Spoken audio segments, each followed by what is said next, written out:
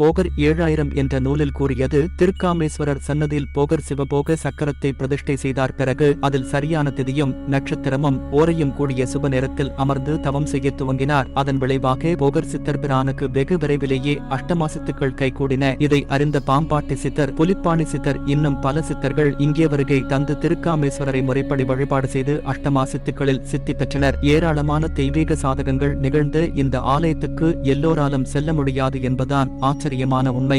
வெள்ளூர் திருக்காமேஸ்வர பெருமானிடம் போகர் சிவபோக சக்கரத்தை பிரதிஷ்டை செய்து வழிபாடு செய்த பின்னரே பழனியில் நப்பாஷான ஞான தண்டாயுதபாணி விக்கிரகத்தை பிரதிஷ்டை செய்ததாகவும் கூறப்படுகிறது. இன்றும் திருக்காமேஸ்வரர் ஆலயத்தின் முன் மகாமண்டபத்தில் போகர் பிரதிஷ்டை செய்த சிவபோக சக்கரத்தை தரிசனம் செய்யலாம். ஆலயத்தின் ஈசான பாகத்தில் சிவலிங்க வடிவில் போகர் சித்தர் அரூபமாக இன்னும் தவம் செய்து வருவதாக ஐதீகம். மேலும் அகத்தியர் நாடியிலும் வசிஷ்டர் நாடியிலும் காகபுஜண்டர் நாடியிலும் இந்த ஆலயத்தின் சிறப்புகளை விவரித்துள்ளனர்.